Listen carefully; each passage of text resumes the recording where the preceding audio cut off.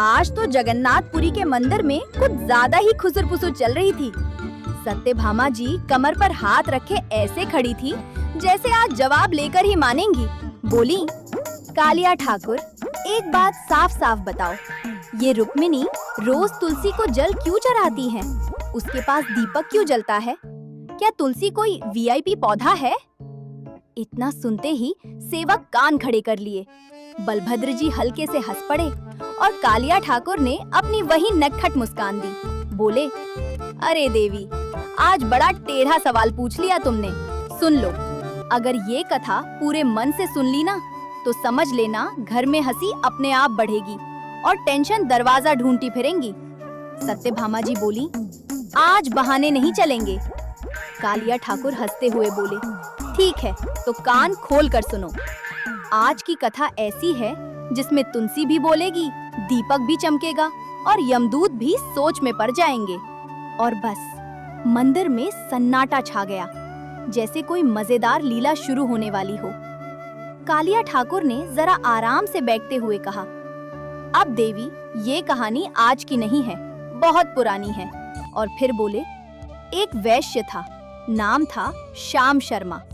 धन दौलत ऐसी कि तिजोरी खोलो तो सोना बाहर भागे, नौकर इतने कि गिनते गिनते उंगलियां थक जाएं। सत्यभामा जी बीच में ही बोली, तो फिर दिक्कत क्या थी?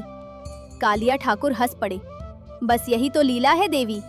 सब कुछ था मगर घर सूना, न किलकारी न बच्चे की शरारत। श्याम और उसकी पत्नी रोज एक ही बात कहते, भगवान ने सब दिया, बस संतान देना भूल गए। मंदिर में बैठे सेवक भी सिर हिलाने लगे। बलभद्र जी बोले, अरे धन से पेट भरता है, मन नहीं। कालिया ठाकुर बोले, बिल्कुल दाऊ। इसी उदासी में श्याम शर्मा एक दिन सोच बैठा, अब खुद भगवान से नहीं किसी मुनि से ही पूछ लेते हैं। और बस यही से कहानी ने करवट ली, क्योंकि दुख जब ज्यादा बढ़ता है ना, तभी आदमी सीधा आश्रम का रास्ता पकड़ता है। अगले ही दिन श्याम शर्मा सीधे पहुँचे वशिष्ठ मुनि के आश्रम। आश्रम में ऐसी शांति थी कि मक्खी भी बोले तो गूंज जाए। श्याम शर्मा हाथ जोड़कर बोले, मुनिवर, सब कुछ है पर गोद सूनी है। मुनि ने आंख बंद की, ध्यान लगाया और बोले, अरे श्याम, तेरा मामला तो पिछले जन्म से लटका हुआ है। ये सुनते ही श्याम शर्मा के माथे पर पसीना आ गया। पिछला जन्म भी अब बिल भरने आ गया क्या? मुनि ने मुस्कुरा कर कहा, पिछले जन्म में तो बड़ा सेठ था पर दिल छोटा था। तभी कालिया ठाकुर सत्यभामा की तरफ देखकर बोले, देवी, यहीं से कहानी में जरा मिर्च पड़ती है।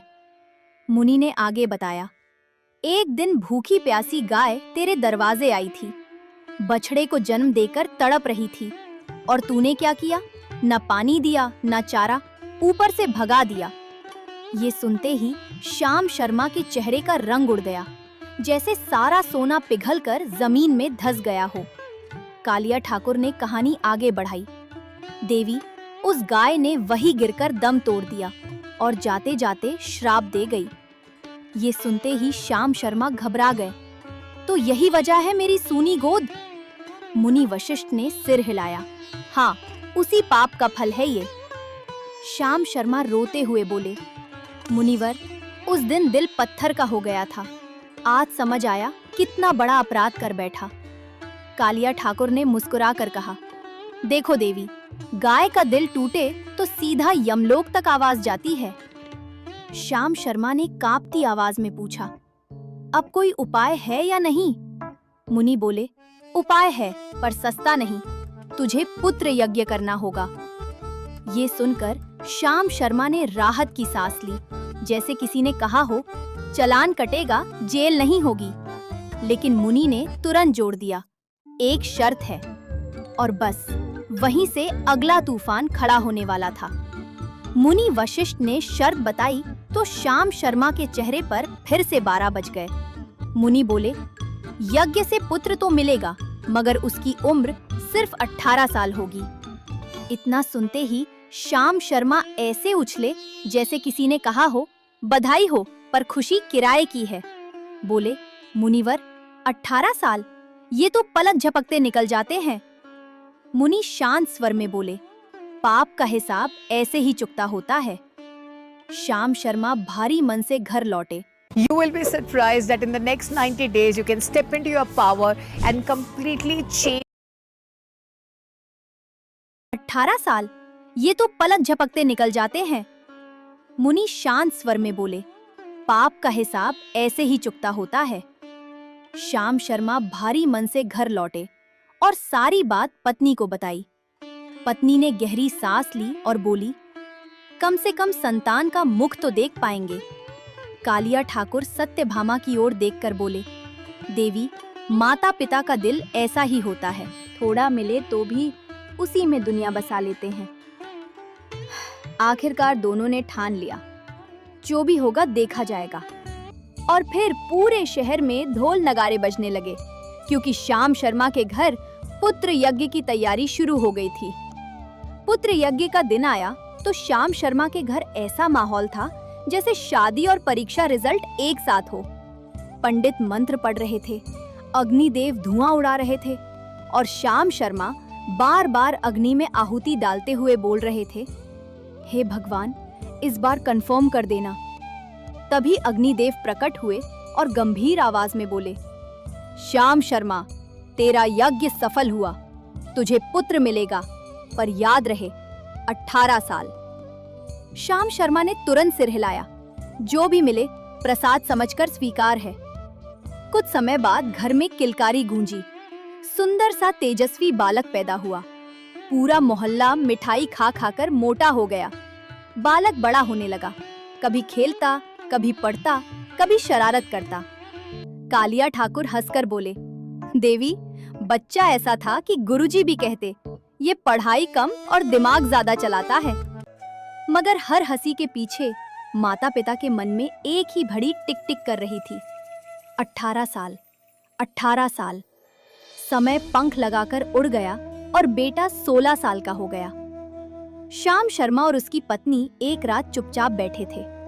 पत्नी बोली, स्वामी, समय बहुत तेज भाग रहा है। श्याम शर्मा समझ गए, तुम वही सोच रही हो जो मैं। दोनों ने तय किया, बेटे का विवाह कर देना चाहिए। पत्नी बोली, अगर बाद में कुछ अनहोनी हुई तो बहू का जीवन उजड़ जाएगा। श्याम शर्मा ने गहरी सांस लेकर कहा, पर मैं अपने बेटे को अविवाहित मरते हुए नहीं देख सकता। कालिया ठाकुर ने मुस्कुराकर कहा, देवी, ये फैसले आसान नहीं होते, पर माँ बाप दिल से सोचते हैं। उन्होंने एक गरीब लेकिन संस्कारी लड़की सुभद्रा को चुना। विवाह सादगी से हुआ। सुभद्रा स्वभाव से इतनी मधुर थी कि घर का सन्नाटा भी हंसने लगा। किसी को भी ये नहीं बताया गया कि उसके पति की उम्र गिनी चुनी है। और यहीं से कहानी ने धीरे धीरे डरावना मोड़ लेना शुरू किया। दिन बीतते गए और जिस तारीख से श्याम शर्मा डरते थे वो पास आने लगी। घर में हंसी तो थी, पर माता पिता के चेहरे पर छुपा डर साफ दिखने लगा। एक दिन उन्होंने बहू सुभद्रा को पास बुलाया। आवाज भारी थी। बोले, बेटी, हमने तुमसे एक बहुत बड़ी बात छुपाई है। सुभद्रा घबरा गई। बाबूजी, ऐसा मत कहिए। तब श्याम शर्मा ने कांपती आवाज में सब सच बता दिया। पुत्र यज्ञ, 18 साल की आयु और मृत्यु का दिन। ये सुनते ही सुभद्रा की आंखें भर आईं, पर वो रोई नहीं। कालिया ठाकुर ने हंसते हुए कहा, देवी, यही सुभद्रा असली खिलाड़ी निकली। सुभद्रा ने सिर उठाकर कहा, आप चिंता मत कीजिए, मेरे पति के प्राण ऐसे ही नहीं जाएंगे। मुझे बस एक गाय, एक जल का लोटा और तुलसी के पास जलाने के लिए एक दीपक चाहिए। श्याम शर्मा चौंक गए। बस इतना? सुभद्रा बोली, हाँ बाबूजी, अब बाकी जिम्मेदारी मेरी और तुलसी माँ की। और उसी क्षण हवा में कुछ ऐसा था जैसे यमलोक तक खबर पहुंच गई हो। जिस दिन यमराज की तारीख लिखी थी, उसी सुबह सुभद्रा सबसे पहले उठी। उसने तुलसी के पास जल चढ़ाया, चुनरी बांधी और दीपक जलाकर ऐसे हाथ जोड़ लिए जैसे आज कोई बड़ी बाजी खेलने वाली हो। उधर यमलोक में 2 यमदूत तैयार खड़े थे। चलो भाई, आज जल्दी काम निपटाएं। जैसे ही वे धरती पर पहुंचे और श्याम शर्मा के घर की ओर बढ़े, तुलसी का पौधा सामने आकर अड़ गया। यमदूत बोले, अरे हटो, सरकारी काम है। तुलसी बोली, आज छुट्टी है, यहाँ की बहू ने मुझे चुंदरी बांधी है। यमदूत एक दूसरे को देखने लगे। लगता है गलत घर आ गए। तभी दीपक की लौ तेज हो गई और बोली, एक कदम और बढ़ाया तो भस्म कर दूंगा। यमदूत घबरा गए। अरे भाई, ये तो पूरा सिक्योरिटी सिस्टम लगा है। डर के मारे दोनों सीधे यमलोक भागे और बोले, महाराज, इस घर में तो तुलसी, दीपक सब भरे हैं, घुसना मुश्किल है। यमदूतों की बात सुनते ही यमराज का पारा चढ़ गया। बोले, अरे 2 पौधों और एक दिए से डर गए, और सीधे भैंसे पर सवार होकर खुद धरती पर उतर आए। जैसे ही यमराज श्याम शर्मा के घर पहुंचे, सुभद्रा ने उन्हें देखा तो घबराई नहीं, उल्टा तुरंत हाथ जोड़कर बोल पड़ी, हे धर्मराज, आप तो न्याय के देवता हैं, पाप पुण्य का हिसाब रखते हैं। आज मैं एक पतिव्रता नारी बनकर आपके सामने खड़ी हूँ। यमराज को इतनी मीठी स्तुति सुनने की आदत नहीं थी। उनका गुस्सा थोड़ा पिघला। तभी उनके मुंह से निकल गया, सदा सुहागन रहो। बस यही सुभद्रा मुस्कुरा दी। कालिया ठाकुर हंसते हुए बोले, देवी, ये था असली ब्रह्मास्त्र। सुभद्रा ने तुरंत कहा, महाराज, अभी अभी आपने मुझे सदा सुहागन रहने का आशीर्वाद दिया है, फिर आप मेरे पति के प्राण कैसे ले सकते हैं?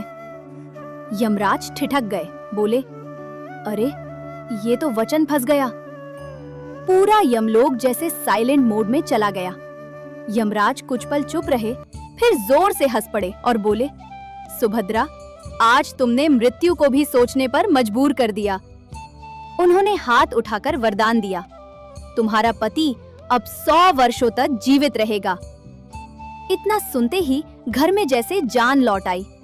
यमराज ने जाते जाते कहा, आज से जो भी स्त्री अपने घर के सामने तुलसी लगाएगी, रोज उसके पास दीपक जलाएगी, जल का लोटा रखेगी और गौ माता की सेवा करेगी, उसके घर मेरे दूत भी सोच समझकर कदम रखेंगे। यमराज अंतर्ध्यान हो गए।